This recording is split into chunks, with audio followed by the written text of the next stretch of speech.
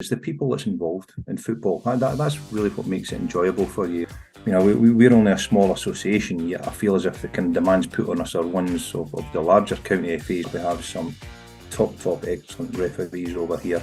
We have those that are doing a really good job, and we're doing some of those that probably need to develop a lot bit more.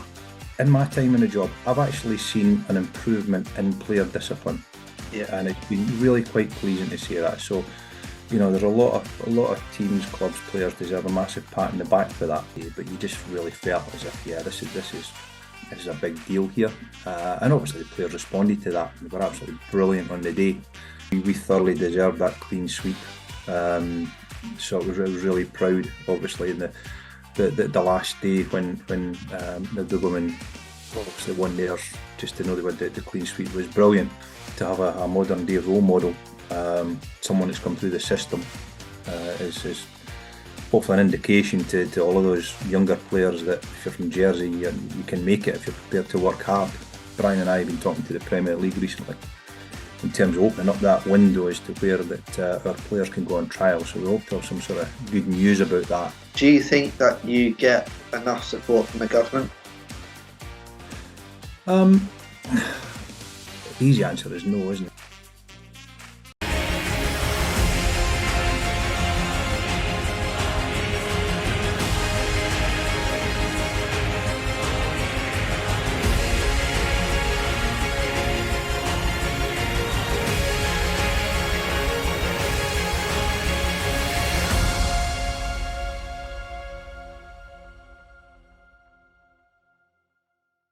Hello and welcome to Sportscast Jersey, another episode, and today we are joined by the Jersey Football Association's CEO, Dave Kennedy. How are you doing, Dave? Did you have a good Christmas? Hi Dan, how are we? Yeah, it was good Christmas actually. You kind of found in this job that Christmas is probably the time where you really get a chance to switch off. A lot of people, I think that between the end of one season and the start of new season that there isn't a lot to do, but actually it's probably the opposite really. So Christmas is a time where myself and the staff, we just get to shut the office, get to switch off, recharge the batteries, and yeah, we're back into the mix again. Good stuff. Going to go back to where you first got the job. What made you go for this job in particular?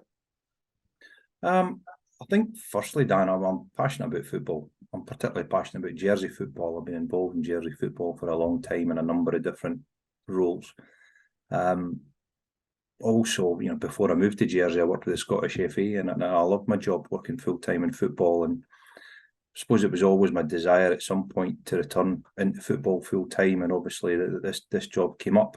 I mean, even sort of before that, I mean, I worked in sport development over here for 15 years, and that was really good for me, just to see how other sports worked. But I felt I could use a lot of my experience and bring that to the job and hopefully continue to develop Jersey football. So that was probably the main attraction for me, really. Definitely, and doing a top job at the moment. And what would you say are the obviously there's a lot of good things you work in football, but there's also cons to the job, some hard bits behind the scenes a lot of people don't see. What are the main pros and cons for you about the job? I think the pros of the job, Dan, for me is the people that's involved in football. That's really what makes it enjoyable for you. I mean, the biggest part that I enjoy is when people come into my office and we talk through football related issues, or if I'm going out to games and speaking to people at clubs. Anytime I just interact with people, I just feel as if we're achieving a little bit more, and whether that be dealing with things, whether it be match related issues or safeguarding issues or facilities issues. But I think that the interaction I have with people involved in football, and there's many dedicated people on this island in football, it's a pleasure at times. And you know, my style, I've never been one for big long emails. I hate long emails, and I don't expect anybody to have a healthy conversation over 5,000 written words in emails. So for the day one, I've always said that I want us as an association to be as collaboratively as work collaboratively as possible with everybody, and you know, my door's always open, and you know, I thoroughly enjoy that job, just with interaction with people involved in the game. Yeah, definitely. And what would you say might be the cons and the negative side of this job? Probably two main ones that kind of spring to mind, Dan, is I think the first one is that the FA ask an unbelievable amount from you. And I know that all previous chief execs have said the same. And at times it feels like you're doing two jobs, and the hours that you work are just absolutely crazy at times. And we're only a small association, yet I feel as if the kind of demands put on us are ones of the larger county FAs who have things like full-time marketeers, full-time facility development officers, full-time safeguarding officers, business development officers, and the like. But ultimately, a lot of that falls on my shoulders from the FA. So, there's a big job to be done. And I think that the other downside to this job, and it comes with the territory, when you're on a sports governing body, is at times you've got to make decisions that you believe are in the best interest of the game. But it's going to be unpopular with some people. It's a bit like refereeing. You're going to have two sides who want a particular decision to go their way, and you know that you're going to do it with the best interest of what you feel is right, but you know there's someone who's going to be unhappy with it. And a lot of that stuff that we have to do is daily. A lot of that I do with Jonathan, who well, and I'm very, very fortunate to have Jonathan. He's brilliant at his job, and I call him the punch bag at times, because he's got to contend with a lot of challenges every day. But the way he deals with people is just brilliant. But all you can do is make decisions with integrity and transparency. Then if people don't like them, then we're happy to discuss any of those in the room with people. But as I say, it's just part and parcel of the job. Yeah, absolutely. You touched on, well, you used an anecdote about the referee and an example there. But is referee? I've got some message. I put out a tweet and Facebook post asking for questions, and this is one that came up about referees and I'm not going to name the person who asked, but they said they're the only paid role on the football pitch. Do you think they do a good job in Jersey? I think the job that they do is very similar up and down the country. And I say that because I had a chief exec's call about this actually yesterday morning. We were talking about referee and standard of referee. And, we're no different in that we have some top excellent referees over here. We have those that are doing a really good job, and we're doing some of those that probably need to develop a lot bit more. I think the big thing about refereeing, though, is that if I look at it compared to a coach, and that there's a lot of investment over the years went into coach development over here, but there's been very, very little into referee development. So what that means is people get their refereeing qualifications, and then they just get asked to go out and take charge of a senior football match without any real opportunity to continue to develop and any support. And certainly it I kind of felt as if the referees were quite detached from the game when I took over, actually. And we've done a lot of work to change that, and Brian Oliver's been leading a lot on the referee development side of things, and we've put a lot of CPD in place for referees, and by and large a majority of them have engaged with that. At the same time, I've had many conversations in office, and I've not hid behind the fact that if there has been referees' performances that haven't been up to scratch, then we've spoken to those referees about them and set out our expectations, and because they are the most accountable people in referee in the game. Sorry, and then yes, of course they do get paid, but I think my big thing is that I probably disagree with people that criticise refereeing when they've not actually done it themselves. I did the referees course last year, and I've done quite a bit of refereeing since, and I thoroughly enjoy it. I've got to say, I really do enjoy it. But I also know how difficult it is, and that I can see a particular incident happen that may be looked upon differently from by other people on the pitch and off the pitch. An example of that last year, actually, and I'll mention Mark LeCornu, because I speak to him a lot about this, is he was refereeing a game, and it was to the top sides, and there was a tackle in front of both benches, and both benches got up and were giving him absolute pelters. One bench actually wanted the player to be sent off for the tackle. The other bench was up because they said it was such a great tackle and it wasn't a foul in the first place. Yeah.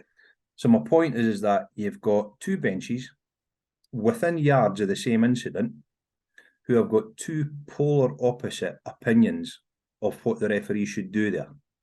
So the referee's almost damned if he does and damned if he doesn't. And rightly what Mark did was give the decision in his opinion, which was also, I agreed with him in that particular example. But of course, when it didn't go the one way of which one team felt, then of course he got an absolute mouthful. Yeah. So it's referees are put in situations where you're always going to have both teams that want the decisions. And I think until you've been in that environment, you understand what that feels like. It's really quite difficult. And so I would just urge anybody that does want to criticise refereeing to actually go in the middle.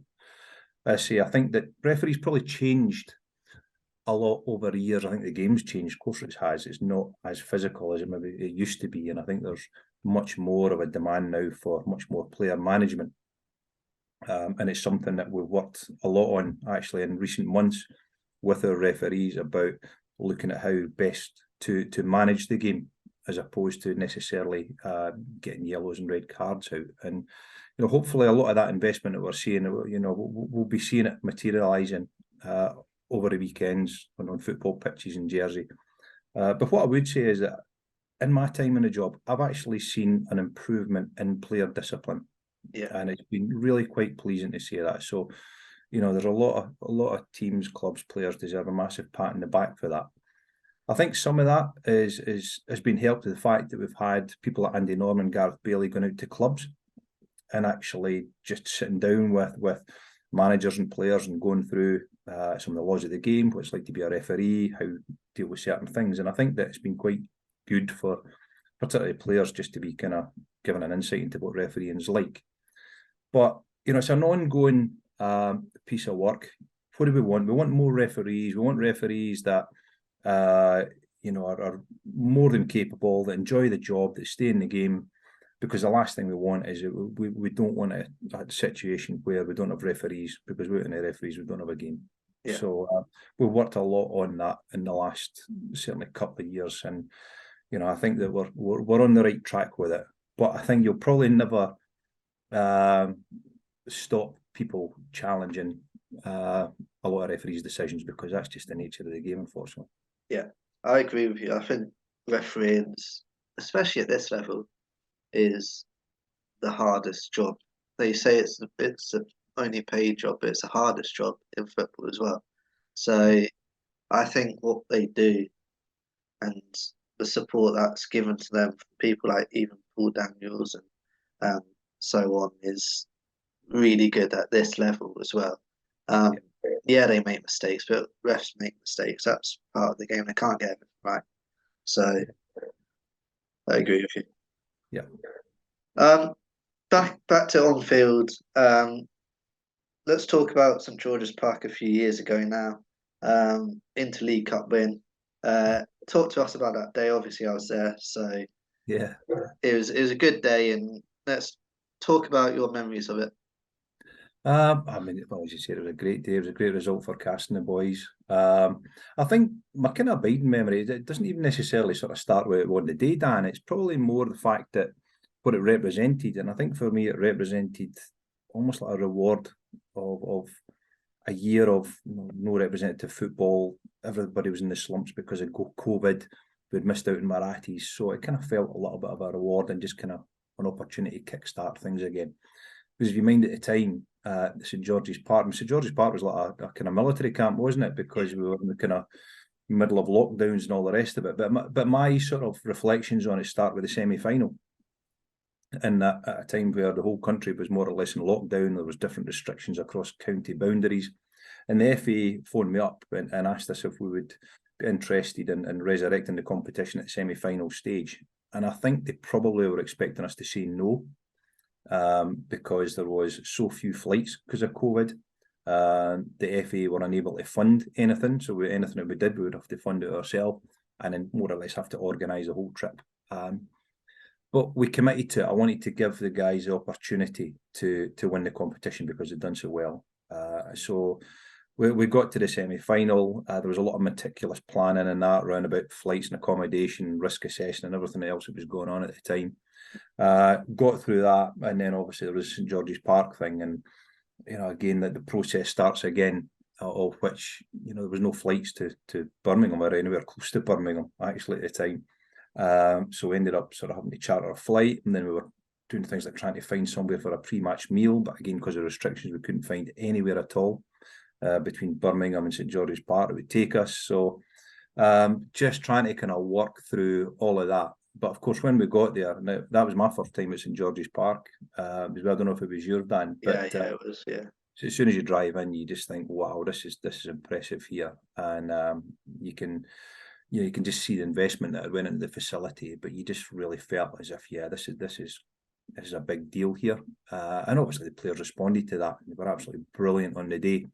So for me, I kind of felt a reward in that for all the planning that we'd done, that the players brought it on the day, and I just felt as if there was a real sort of togetherness that we'd had to miss out on for such a long time, because actually that was my first representative match since I started in the job. Or the semi-final was, sorry, and then obviously the final. So it was just great for me to experience probably a lot of why I wanted to take the job on in the first place, which was going and enjoying occasions like that. yeah. And more occasions followed in 2022. Jersey won all the Marathis, clean sweep. How good was that to follow even each one as they came about and each win? How good was that? Yeah, I mean, it was brilliant just to achieve that level of success. I mean, obviously last season was the first one, sort of, as we were coming out of COVID, that we were able to have all of those Marathis. Again, a lot of planning involved in them. And you just kind of hope on the day that everything goes to plan. I mean, certainly when it comes to the seniors, as an example, it's about one thing, is about winning the Marathis, isn't it? And then with the youth side of things, yeah, there's that win. Of course, we want to win, but for me, equally as important is that I want to see young players who are able to perform, who are able to express their development and show what they've learned at that level. And then, if they do that and they're able to perform, then more often than not, the results will follow. And certainly that's what it did, because we had, a number of great performances there that, we thoroughly deserved that clean sweep. So I was really proud, obviously, in the last day when the women obviously won theirs, just to know they had the clean sweep was brilliant. But again, probably similar to the Interleague Cup though, Dan. I think that when it comes to with the Marathis, there was a lot of planning in them. I wanted to make them occasions, real occasions, because I've been involved in quite a lot over the years as a manager, and I wanted to make sure that what we did over here made sure that people wanted to come along and enjoy the occasions. And I think we achieved that, and I was really proud of the team in the office that worked hard over a couple of days of the men's and mums Marathis to make sure that they were both great occasions. And you just look at even like the things like the crowd that came along for the women's Marathi was brilliant. There was almost 700 people there. The atmosphere was great, and I think we've kind of set the bar for future Marathis now in terms of what an occasion looks like. And already I'm kind of thinking sort of next year when we're back here, what we can do to kind of make it better. And now that I'm on that sort of other side of what Marathis are all about, the pride I get is seeing them delivered. And then when the team goes out and performs, and you get the clean sweep, it's icing on the cake for me. Yeah, for me personally, I went to every single one, and each one was special, and it was just a special feeling. Obviously, supporting Jersey as well as working, it's just was an amazing few months. Um, More further afield, Luke Harris has played in the Premier League, got a few minutes there. How good is it to see a player excel at that top level from Jersey again? No, it's brilliant, isn't it? I mean, it's brilliant, but for me, it's vitally important as well. And a lot of the youngsters these days have not even heard of Graham Lasso and not had the chance to have ever seen him play. So to have a modern day role model, someone that's come through the system, is hopefully an indication to all of those younger players that if you're from Jersey, you can make it if you're prepared to work hard. Because I think Jersey's a great place for the development of players. The environment is really good here. We've got a pathway that there's a lot of great stuff happening in clubs, and then we have the centre that complements that really well with a structured programme, and we've got access to games against high quality opposition. So that pathway looking really, really strong. So to have Luke there, and he's going to be our poster boy for many years now, because his career's just starting, isn't it? We're guaranteed to be hearing a lot more about him in the coming seasons, and that's got to be good for football in Jersey. Yeah, absolutely. And talked about the performance centre JFA. How good are coaches like Paul Renton? Obviously, he's been there for years now. How good is it to have coaches like that guiding our young players? Yeah, I mean, before I started the job, actually, I seem to be getting a lot of people contacting me about the Centre of Excellence, and everybody had an input into it, and Paul just does what he does, and he does it really well. And what Paul can look at is, well, there's my track record. I mean, with Marathis is one thing, but in terms of player development, for a little island, the players that we're developing that are going over to the mainland, obviously got 3 at Fulham, we've sent others to Southamptons and various other places. For a little island to be doing that, must be doing something right, surely. And you don't work with the Southamptons of this world unless they recognise the environment that we create here when we work with the players. I think that sort of moving forward, I think probably one of the restrictions that we have had is that for players under 14, they can only go on trial to Southampton, which is obviously a very high bar at that age. But Brian and I have been talking to the Premier League recently in terms of opening up that window as to where that our players can go on trial. So we hope to have some sort of good news about that, and hopefully open ourselves up to more strategic partnerships with some good clubs. But again, that'll only enhance the programme further. But I can't speak highly enough of the guys at the centre, because, as I say, the proof's there for everybody to see. Certainly a lot of the noise that I was hearing before I started, I've not heard that since, and that's because guys are doing everything right, and the results are showing that. Absolutely. I wanted to touch on the Women's League and women's football as well. Is that a key goal of yours, to regrow that league again? Obviously, it's struggling with numbers and teams. Is that a key goal within the JFA? Yeah, I mean, it is. I mean, in our strategy, as an example, you can see we've got a target there. We want to increase the number of girls and women by 30%. Dan, when you achieve that, we know some areas are going to be harder than others. I mean, it's actually at what we've seen as a significant growth at the younger levels, and that's part of that is because I think people maybe enjoy working more with kids rather than working at the sort of top level, win at all costs league, 3 points for a win level. We also know that there's a sort of problem brewing about 15, 16 in university age, when numbers can drop off. But we're doing an awful lot of work to build that base. We're seeing that working. We're ahead of our target for the youth game. Now, hopefully, what we can see is that transition into the women's game. As it is, I'm hopeful that we're going to have one other club, at least in the league, next year. We've been speaking to someone recently. I think there's the appetite. It's always very hard starting from the top down as opposed to from the bottom up, because you're looking to entice older females into the game, and that's really, to do that well, there's a massive resource required, and that's something that we're working really hard to get that resource, because obviously we were looking at things like in the back of the Euros victory. We're kind of right, is that this is our opportunity now to sort of kick on, which it is, and I believe there's a groundswell of girls and women out there that want to play, but that has to be backed up with the resource to be able to do that. And we resource the women's game as much as we resource the men's game. I hear a lot of the GFA need to be doing more for the women's game. I can assure you we do an awful lot, and I could probably roll off about 10, 12 different projects that we do in the women's game, just trying to increase that base.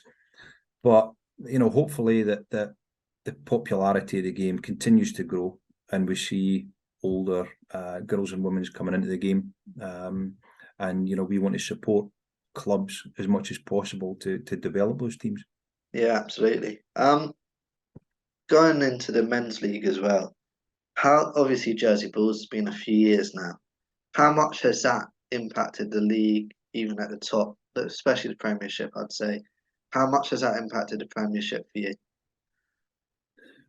Well, in terms of the impact that it's had for me, I mean, I can only go with what I see on paper. And the fact is that last year we had a really close title race. So undoubtedly there's been a levelling of teams. Previously St Paul's were running away with things. Obviously that there has been a consequence to St Paul's. There's no getting away from it.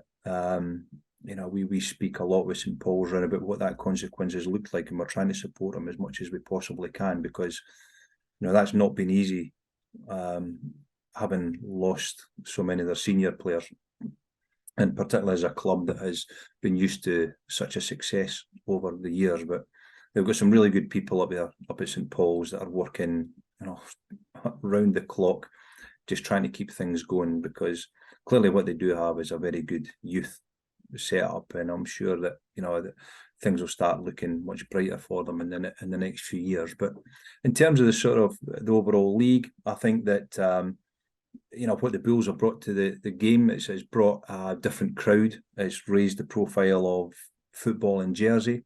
It's provided more opportunities for the better players. So it's been a good thing. At times, probably us as an association, we maybe caught in the middle between the Bulls and the clubs, in terms of sort of player selection and stuff like that, and we try to mediate where possible. But I think we're always saying to everybody involved in that, it's about communication. Just everybody speak to each other, everybody come up with a commonology that we know fits everybody well, and is ultimately got the best interests of the players at heart. Absolutely. I know you wanted to touch on funding, and do you think that you get enough support from the government? The easy answer is no, isn't it? And but I think probably maybe just to contextualise it, I mean, it's not necessarily even about us as an association. I think it's even for us as clubs. Sport in general has always been underfunded. That's a fact, and that's difficult, considering that all the way through COVID, a lot of the main messages coming from government was to get active, get involved in sport, and look after your physical and sort of mental well-being. But for me, I always look at examples where I can. For me, I'll use a club. So Jersey Wanderers. Jersey Wanderers are a club that has minis, youth, senior men, women's, disabilities. Right.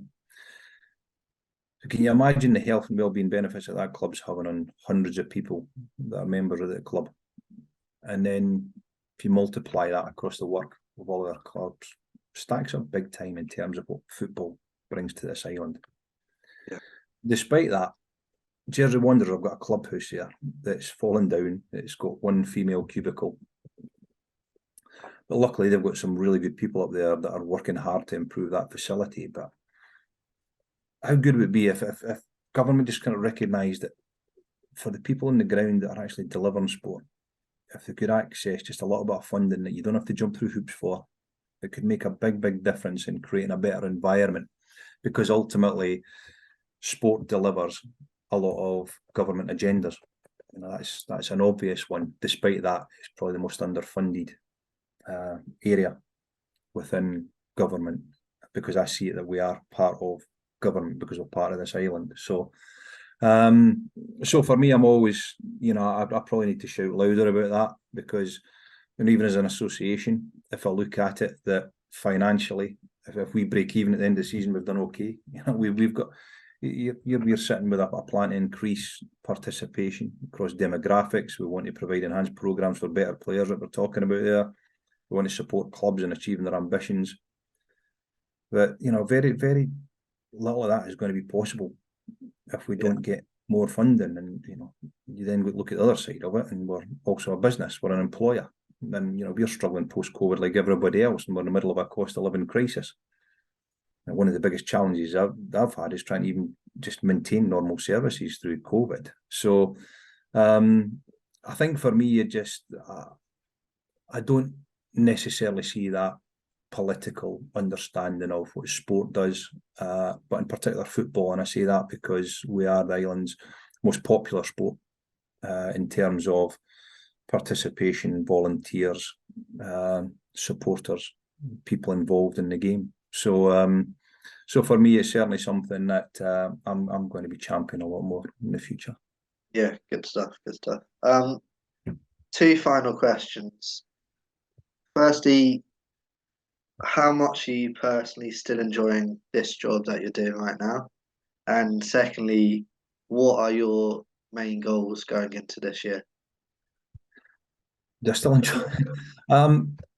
Do you know what? It's a question that seems to get asked to me a lot. Are you still enjoying the job? And I think people are kind of expect me to turn around and say, no, I'm not enjoying it. I don't know whether that's a historical thing or not, but the simple answer is yes, I enjoy it, Dan. I'm very lucky.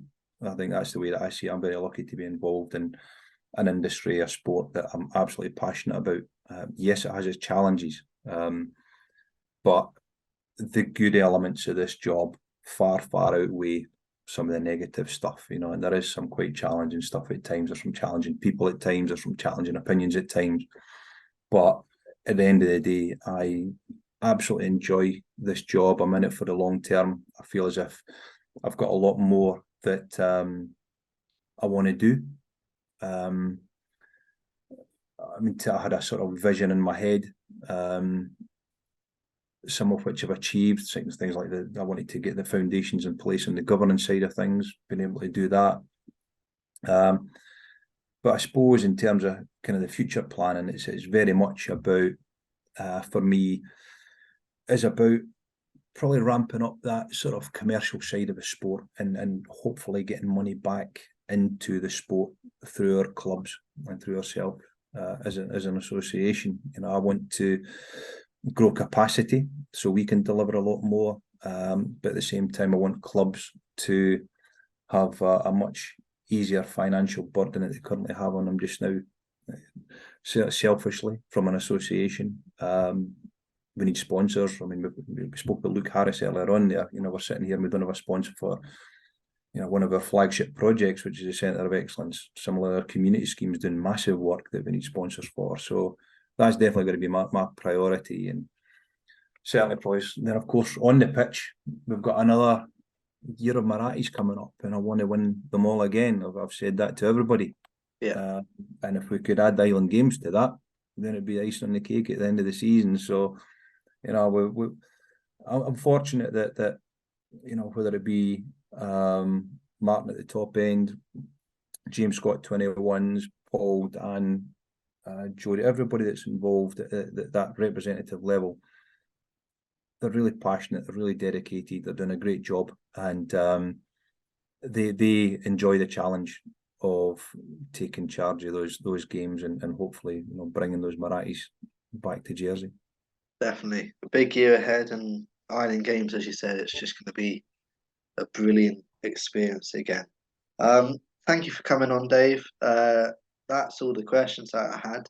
So thank you for answering them. Thank you for being so open. Thank you. Great, thanks, Dan. Cheers. That was Dave Kennedy on Sportscast Jersey. A new episode will be out soon.